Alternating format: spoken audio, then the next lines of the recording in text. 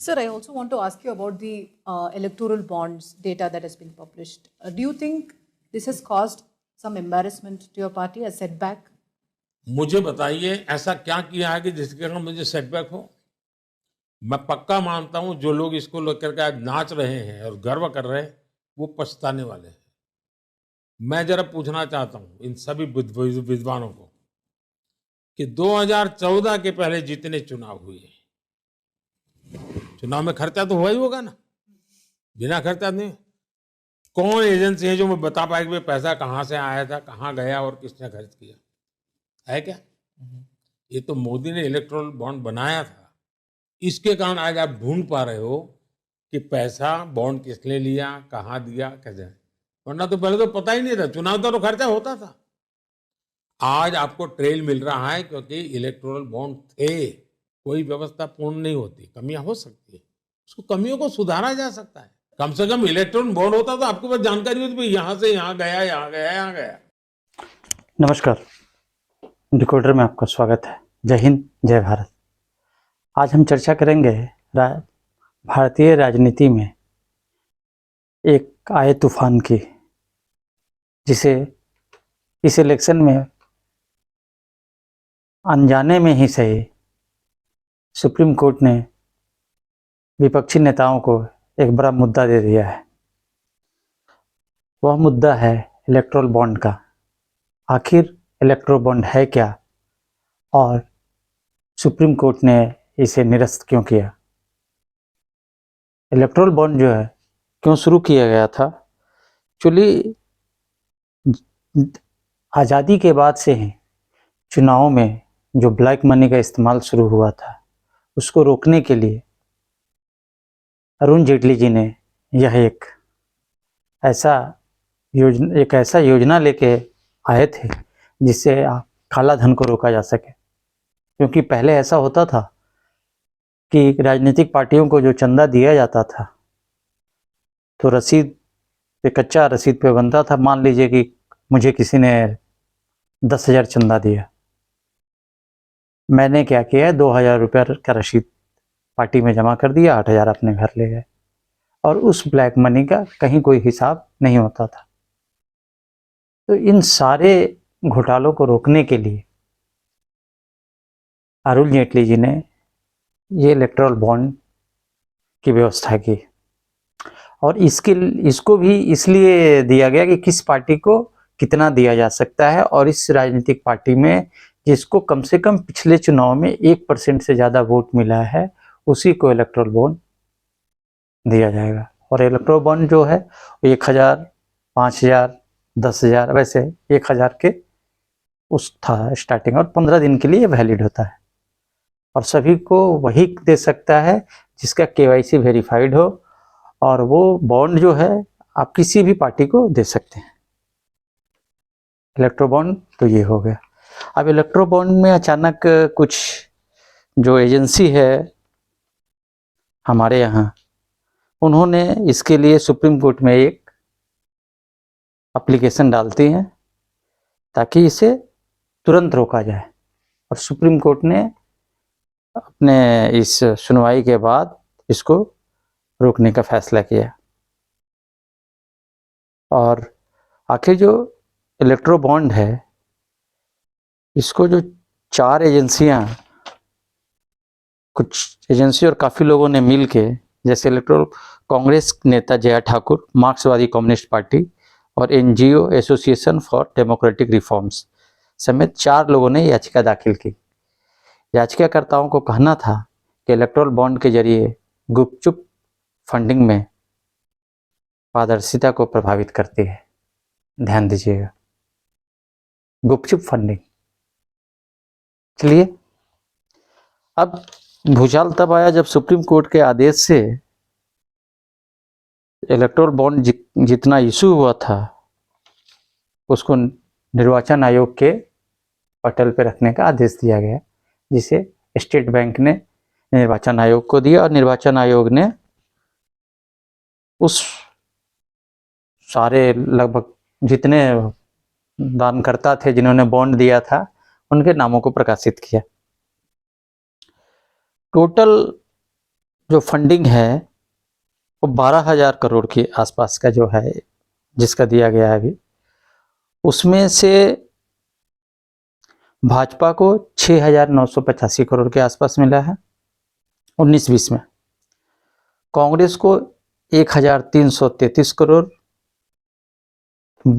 BJD को 944 crore,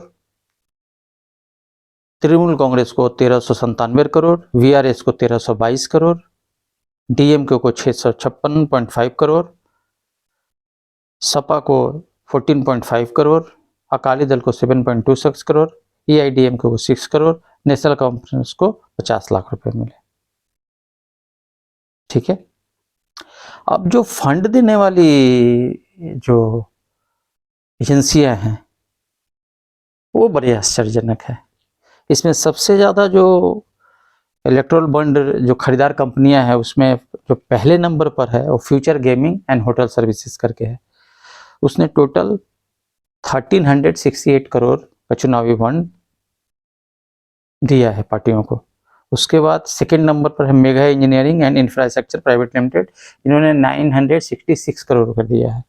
third में है Quick Supply Chain Private Limited, 410 crore का उन्होंने दिया है। फिर आते हैं Vedanta 400 crore, Haldia Energy Limited 377 crore, Bharti group 247 crore, Excel Minings and Industries Limited 224 crore, Western UP Power Transmission 220 crore, Corbett Food Park Infra Limited 194 crore, Madanlal Limited 185 crore, DLF 170 crore, Yashoda Super Speciality Hospital 162 crore, Utkal Alumina International 145.3 crore, Jindal Steel 123 crore, Birla Carbon India 105 crore, Rungta Sons 100 crore, doctor Reddy 80 crore, Piramal Enterprises 60 crore, और भी काफ़ी सारे हैं। नवयुग इंजीनियरिंग 55 करोड़ है। अब इन सब के बाद हम आखिर सुप्रीम कोर्ट ने तो अब रद्द कर दिया। इस ब्लैक मनी अब जो पैसे आएंगे और कैसे आएंगे उसका हिसाब क्या होगा। अब तो सुप्रीम कोर्ट आदेश में कुछ ना कुछ तो करेंगे। हो सकता है सुप्रीम कोर्ट के जजों को लगा हो कि इससे अच्छा कोई और तरीका हो जो शायद वो बताएंगे भी। अब क्या है, या फिर चुनाव के बाद कुछ और डिसीजन। इसमें जो टॉप पे है वो future gaming and hotel services, इसका ऑनर का नाम है सेंटियागो मार्टिन, चुनावी चंदा देने के लिस्ट में सबसे टॉप पर है। इन्होंने 2027 सीपीआईएम को 2 करोड़ का चंदा दिया था इनके मुखपत्र देशभिमानी के लिए। इसके बाद 2011 में डीएम के नेता करुणानिधि की लिखी कहानी पर जो मूवी बनी थी उसका ये प्रोड्यूसर हुआ करता है, और इस फिल्म में इसने 50 करोड़ रुपए लगाए थे। सेंटियागो का राजनीतिक कनेक्शन कितना तगड़ा है कि उनके दामाद अर्जुन डीएमके के जो है अर्जुन के चुनावी रणनीति के हिस्सा थे, और सारे चुनाव के खर्चे इन्होंने खुद उठाए थे। इस मामले में इसके यहाँ सीबीआई का और ईडी का रेड भी पड़ा था, और ईडी के मुताबिक घोटाले 1 अप्रैल 2009 से 31 अगस्त 2010 का था। अब सेंटियागो के घर छापा पड़ता है, 3 राज्यों में रेड पड़ती है। ये 2015 की बात है। सीएजी की जांच में चुनावी फंड का खुलासा भी होता है, और ये पट्टा इतने पैसा दान किया है जबकि इसका फंडिंग, इसकी आमदनी इतना नहीं है। कहाँ से किया, कैसे किया। इसमें सबसे ज़्यादा इसने जो है वो दिया है वीआरएस को और डीएमके को, फिर टीएमसी को। तो इस तरह जो है चंदे का खेल चुनावी बॉन्ड के द्वारा, जैसा कि ये एनजीओ जिन्होंने ये किया है, जिसे हमारे जज साहब ने भी सही माना है, कुछ सोचकर ही इन्होंने रद्द किया। दूसरे नंबर पर मेधा इंजीनियरिंग, जिन्होंने 1966 करोड़ का इसने चुनावी वो दिया है। अब ये है कि कहाँ गया, कैसे गया, ये पूरा डिटेल तो साइट पर है, बट नाम के साथ अब इशू होगा तो पता चलेगा। लेकिन इसको दूसरा, इसमें संशोधन किया जा सकता था, जैसे अभी ANI के इंटरव्यू में परसों मोदी जी ने भी बताया था। और आगे देखें क्या होता है। इस खेल में खामखा ED CBI को, अब विपक्ष पर कोई मुद्दा तो है नहीं, तो लपेटने की कोशिश किया गया है कि आज रेड हुआ, उसके दूसरे दिन ही फंड मिला है, जबकि रेड होने के पहले कई केसों में। अब बताओ, एक कंपनी है जो 300 से ज़्यादा करोड़ दूसरे पार्टी को देती है, दूसरे स्टेट में देती है, वही कंपनी बीजेपी को, जैसा माना जाता है कि 52 करोड़ रुपीस देती है, दूसरे को 285 करोड़ रुपीस देती है। क्या मायने हैं भाई? और विपक्ष को मिला है मुद्दा, आगे देखते हैं, क्योंकि पब्लिक है, सब जानती है। और इस इलेक्ट्रो बॉन्ड के जरिए, इसके पहले जो भी होता था, आप सभी जानते हैं कि पहले चुनाव में ब्लैक मनी का कितना इस्तेमाल, अभी भी इस्तेमाल होता है, नो डाउट, बट जो पार्टी फंडिंग है एक तरफ से, वो जो है ट्रांसपेरेंट। अगर इलेक्ट्रो बॉन्ड नहीं होता तो हमें कैसे पता चलता कि कौन सी कंपनी ने किस पार्टी को कितना दिया है। अब आते हैं बीजेपी पर। जब आप कहते हो कि बीजेपी को जो मिला है 600 करोड़ के आसपास मिला है, टीएमसी को 1609 करोड़ है, कांग्रेस को 1421 करोड़ है, बीआरएस को 1214। अब आप इसको एमपी पे बांट के देखो, फिर क्या होगा। इस हिसाब से अगर कितने को कितना मिल रहा है, 303 एमपी बीजेपी की है। तो ये खामखा प्रोपेगेंडा कर रहे हैं विपक्ष वाले, होने वाला कुछ नहीं है। हाँ, एक बात जरूर है, आपसे हाथ जोड़कर निवेदन है, वोट जरूर कीजिएगा और अपने विवेक से कीजिए। उसके पहले सब्सक्राइब और लाइक कर दीजिए, शेयर कीजिए।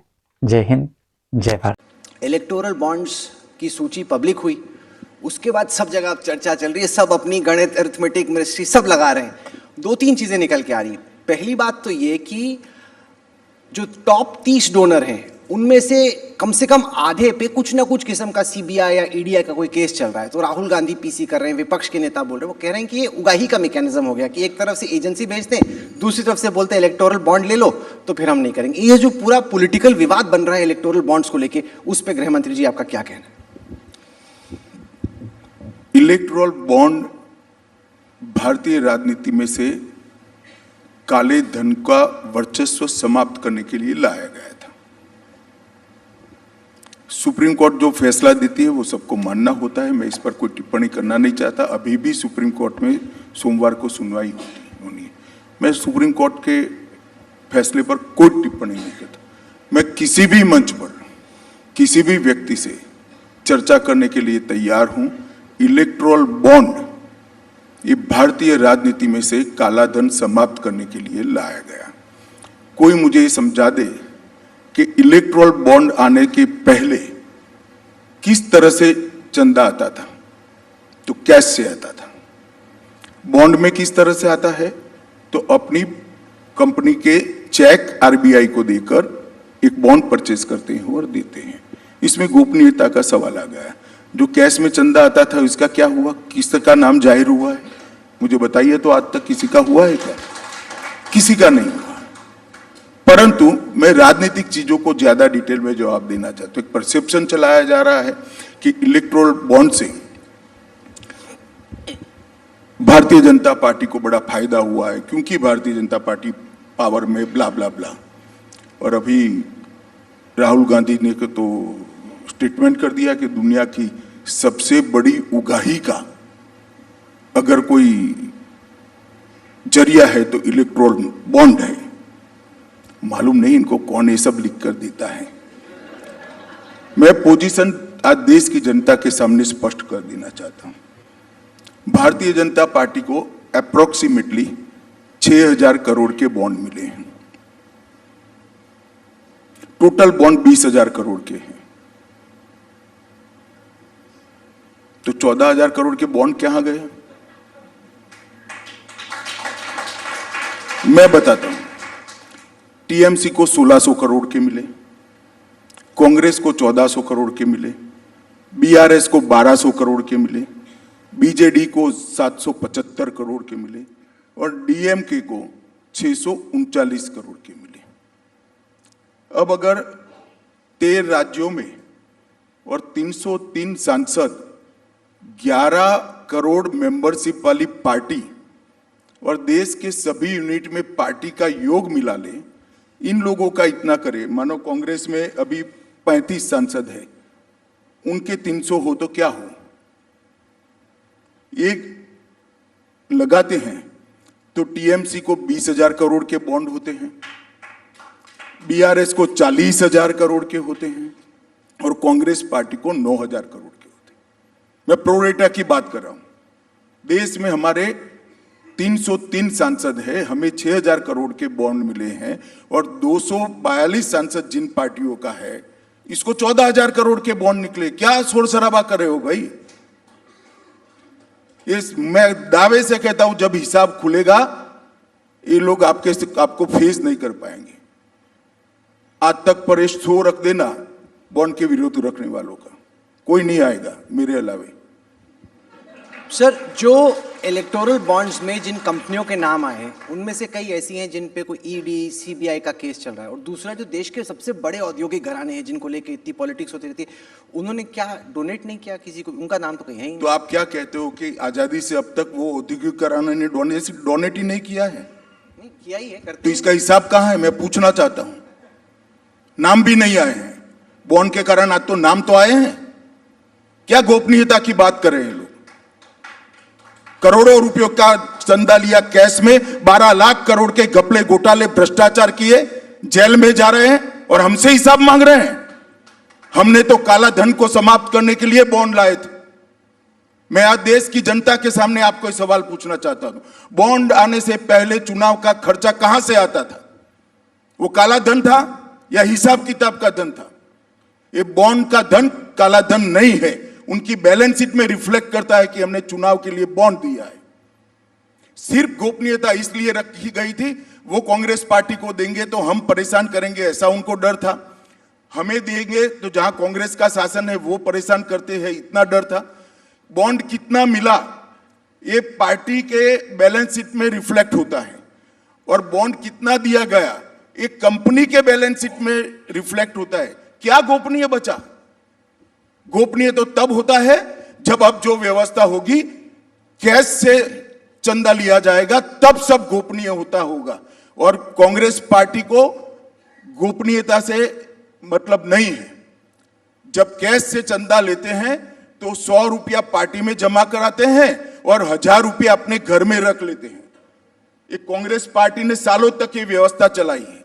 पार्टी के नाम से 1,100 रुपया लेते हैं, 100 रुपया पार्टी में जमा कराते हैं और 1,000 रुपया घर में रख लेते हैं। बॉन्ड अगर 1,100 को लेते हो तो 1,100 रुपया बैंक अकाउंट में जमा होते हैं। जरा उनको कोई पूछे तो, आप हमें इतना पूछ रहे हो चप चप चप चप कर कर, उनको 4 सवाल तो पूछो, बिठाओ यहां पर। आए नहीं, इनवाइट किया था, आए नहीं कोई, बोला क्या करें? नहीं, बट उसमें ना सर वो इंफॉर्मेशन एसिमेट्री है। इंफॉर्मेशन एसिमेट्री यानी कि चूंकि ये सरकारी बैंक है तो आरोप ये है कि अगर जैसे कोई सीनियर मंत्री पूछे, भाई बताओ एसबीआई के चेयरमैन किसको क्या मिला, तो उसकी हिम्मत होगी को ना बताए कि सरकार में जो बैठा है वो तो पता करा लेगा कि विपक्ष को किसने दिया। जिसकी जैसी मति है ऐसी उनकी दृष्टि होगी। हमने कभी भी एसबीआई को नहीं पूछा है, नहीं पूछा, कभी नहीं पूछा किसको कितना मिला, क्योंकि पूछने की जरूरत ही नहीं है। कांग्रेस पार्टी की बैलेंस शीट में रिफ्लेक्ट होता है कि इनका इतना बॉन्ड मिला है। मेरी पार्टी के बैलेंस शीट में भी रिफ्लेक्ट होता है इतना बॉन्ड मिला है। कोई पूछने की जरूरत नहीं, सार्वजनिक होता है। इलेक्शन कमीशन ऑफ इंडिया हमारी बैलेंस शीट पब्लिक को देखने के लिए सार्वजनिक करती है, मालूम ही होता है सबको। तो अब सोल्यूशन क्या है, क्योंकि सुप्रीम कोर्ट ने तो अपना ऑर्डर दिया, वो चैलेंज होगा। अगर ये इलेक्शन सर पे है, इसमें थोड़ी ट्रांसपेरेंसी आए, पारदर्शिता आए, गृह मंत्री जी कैसे हो सकता है, क्या होगा? अब वो तो कहीं कोई मिल जाएंगे जज ऑफ द रिकॉर्ड, मैं पूछूंगा कि सॉल्यूशन क्या है, इनके मन में कोई हो तो बताए जरा मुझे तो अभी नहीं दिख रहा है। फिर से काले धन की वापसी आने का मुझे डर है कम से कम। आप अभी भी ये मानते हैं कि इलेक्टोरल बॉन्ड सोल्यूशन था, परफेक्ट सोल्यूशन नहीं लेकिन एक कम से कम सोल्यूशन था? शुरुआत थी सॉल्यूशन की ओर, इसको स्क्रैप करने की जगह सुधारना चाहिए, ऐसा मेरा व्यक्तिगत मत है, जो कोई मायने नहीं रखता। देश की हाईएस्ट कोर्ट ने जो फैसला दिया है, इसका मैं सम्मान करता हूं।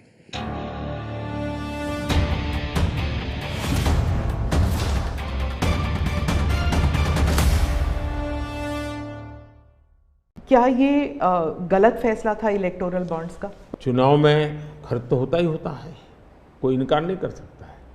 मेरी पार्टी भी करती है, सब पार्टियां करती है, कैंडिडेट भी करते हैं।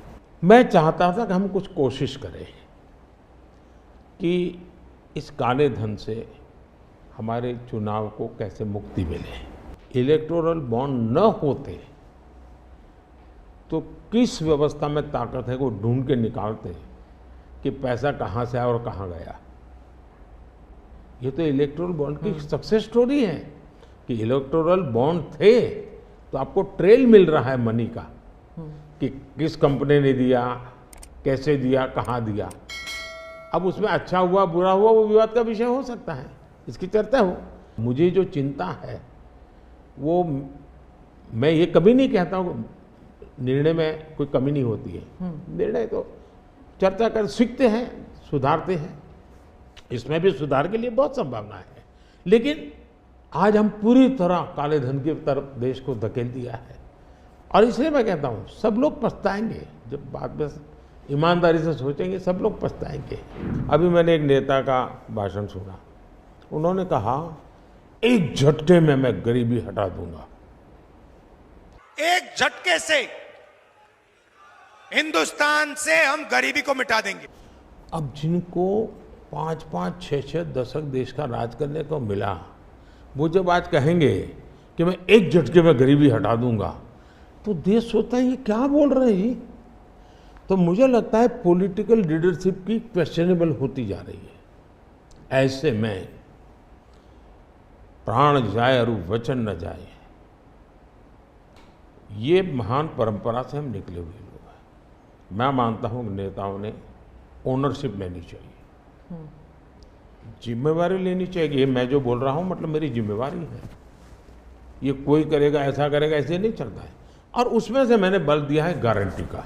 यूक्रेन में जब युद्ध चल रहा था तो भारत के जो वहाँ पर छात्र थे उन्हें सुरक्षित रूप से वापस भारत लाया गया। ये एक दिल हिलाने वाला किस्सा था। इसमें आपने हॉस्टिलिटीज़ रोकने के लिए पर्सनल हस्तक्षेप किया था, पर्सनल इंटरवेंशन किया था, ये सुनने में आया है। यूक्रेन की चर्चा जरा ज़्यादा हुई खिलाफ, लेकिन मैं 14 से लेकर ऐसी कई घटनाएं हैं। भारत की रिक्वेस्ट पर एक पीरियड रहता था जिस पीरियड में बम्बार्डिंग नहीं होता था, और उस समय हम हवाई जहाज़ में हमारे लोगों को निकालते। यमन से करीब 5000 लोगों को हम लाए थे। उसी प्रकार से यूक्रेन में मेरा यूक्रेन से भी इतना ही घनिष्ठ नेता है, मेरा रशिया से भी इतना ही घनिष्ठ नाता रहा है। मेरी क्रेडिबिलिटी है। और जब मैंने कहा भाई भारत के इतने लोग, हमारे नौजवान फंसे हुए हैं और मुझे आपकी मदद चाहिए। भारत के तिरंगे की ताकत इतनी थी कि विदेशी व्यक्ति की भी भारत का तिरंगा हाथ में रखता था तो उसके लिए जगह मिल जाती थी। आज आप देखिए कि हम जो बात कहते हैं उस पर लोगों का भरोसा है। 370 हटाऊंगा, भले हमें पार्टी का जन्म हुआ तब से हम कह रहे थे, हमारे श्यामा प्रसाद मुखर्जी ने बलिदान दिया था, लेकिन हम उस पर पक्के मन से लगे हुए थे। जब मेरा मौका आया मैंने पूरी हिम्मत दिखाई, 370 गई और आज जम्मू कश्मीर का भाग्य बदल गया। अन्नामलाई एक बहुत ही अच्छे आर्टिकुलेट है, यंग है, बहुत ही अपनी आईपीएस कैडर में बहुत बड़ी प्रतिष्ठित नौकरी छोड़ कर के आए हैं। दूसरा, लोग सोचते कि यार इतना बड़ा होनहार कैरियर छोड़ के आया आदमी तो डीएमके एआईडीएमके में चला जाता, उसकी तो जिंदगी बन जाती। तो वो मानने नहीं गया, वो बीजेपी में आया। तो लोग आप यार ये बीजेपी में गया मतलब कुछ मेटल है, कुछ अच्छे इरादे वाला इंसान लगता है, तो स्वाभाविक रूप से उसके आकर्षण का केंद्र बना है। और मेरी पार्टी की विशेषता है, हम हर स्तर के हर छोटे मोटे कार्यकर्ता जिसमें क्षमता है उनको अवसर देते हैं। हमारा कोई परिवारवादी तो पार्टी है नहीं, परिवार से चलित पार्टी नहीं है, जिन पार्टियों में of the family, by the family and for the family होता है। और इसलिए हमारे यहाँ तो हर एक को अवसर मिलता है। क्या हम भारत में टेस्ला कार, स्टारलिंक ये सब देखेंगे? और इससे जुड़ा एक सवाल था कि क्या जब ऐसे कंपनीज भारत में आएंगे तो क्या नौकरियां बढ़ेंगी? क्योंकि बहुत से लोग चाहते हैं कि, और थोड़ा भय भी है कि जब ये इंटरनेशनल कंपनीज भारत आएंगी तो क्या भारत में नौकरियां होंगी, नहीं होंगी?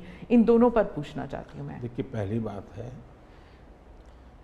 एलन मस्क मोदी के प्रशंसक है, वो अपनी जगह पे है, मूलतः वो भारत के प्रशंसक है।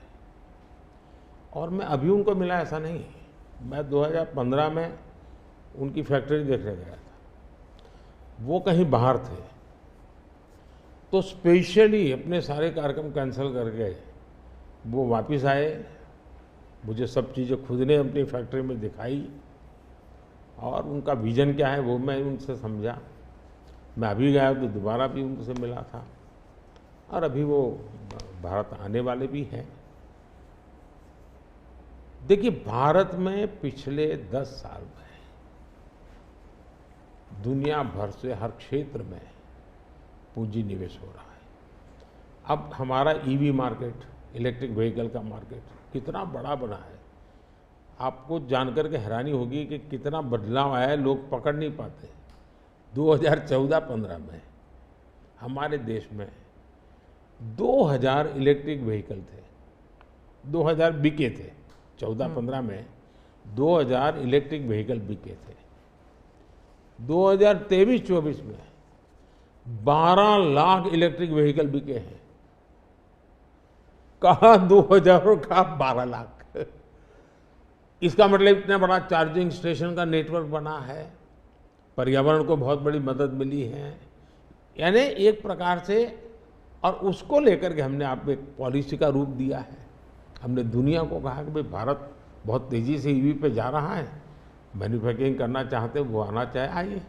इतना ही नहीं, मैं चाहता हूँ हिंदुस्तान में निवेश आना चाहिए, क्योंकि भारत में वो चीज़ें जिसमें भले पैसा किसी का भी लगा हो, पसीना मेरे देश का लगना चाहिए, उसके अंदर सुगंध मेरे देश की मिट्टी की आनी चाहिए, ताकि मेरे देश के नौजवानों को रोजगार मिले।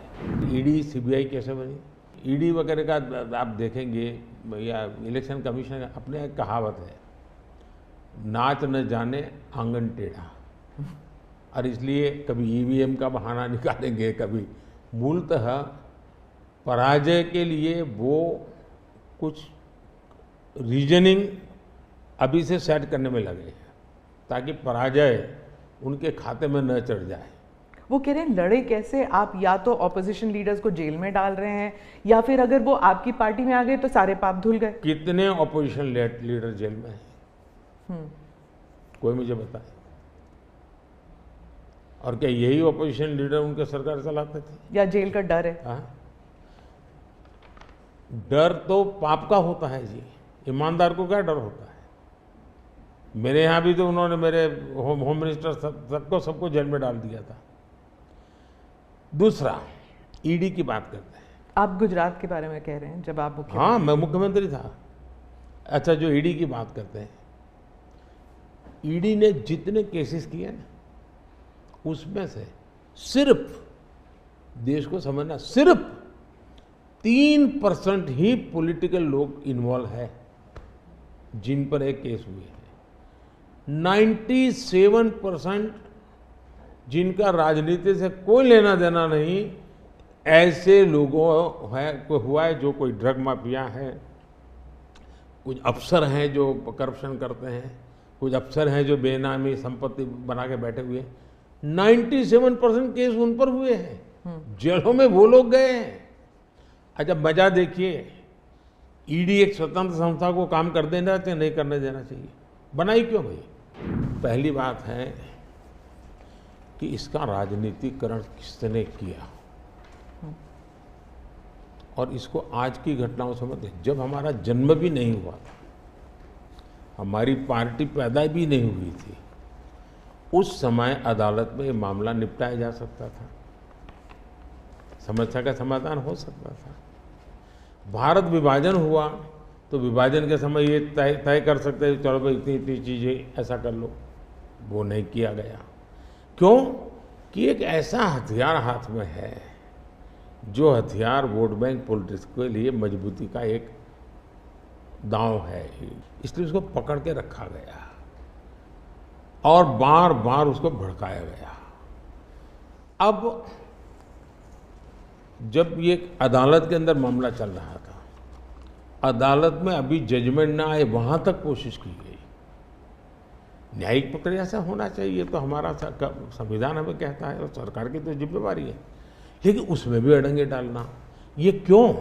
क्योंकि उनके लिए ये राजनीतिक हथियार था।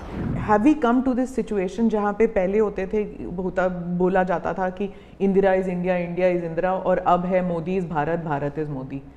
क्या उस लेवल पर पहुंच गए हैं? ऐसा है कि देश ये कहता है,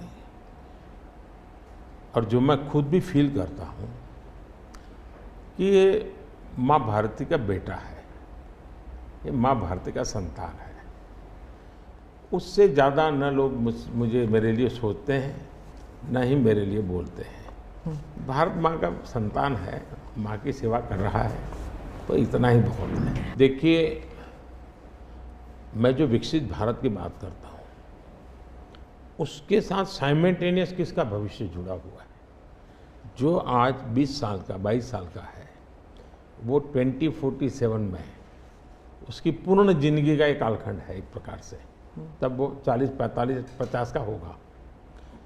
मतलब ये भारत के विकसित भारत बनने की प्रक्रिया और उसकी जिंदगी की प्रक्रिया दोनों साथ है, गोल्डन अपॉर्चुनिटी है उसके साथ। ये सबसे ज़्यादा बेनिफिशियरी आज का जो फर्स्ट टाइम वोटर है, वो 2047 का सबसे बड़ा बेनिफिशियरी बनने वाला है। ये बात मैं उसको समझा रहा हूँ कि भाई मैं तेरा भविष्य बना रहा हूँ, तुम मेरे साथ जुड़ जाओ, और मैं क्या मानता हूँ कि वो जुड़ेगा। दूसरा, फर्स्ट टाइम वोटर जो है वो परंपरागत चीज़ों से बाहर आना चाहता है। अब आप देखिए, विपक्ष का घोषणा पत्र पूरी तरह इकोनॉमी को फेल करने वाला घोषणा पत्र है। एक प्रकार से विपक्ष का घोषणा पत्र देश के जो फर्स्ट टाइम वोटर हैं या पिछले जिनकी उम्र 25 से कम है, उनके भविष्य को रौंदने वाला उनका मैनिफेस्टो के इकोनॉमिक प्रोग्राम है। वो तो खटाखट खटाखट खटाखट पैसे देने वाला। मैं उनको क्या करना है, लेकिन पूरा अगर एनालिसिस करोगे तो सबसे बड़ा नुकसान ये जो देश के 25 साल की उम्र से कम उम्र वाले लोग हैं, उनके भविष्य को रौंदने वाला एक उनका इकोनॉमिक प्रोग्राम है।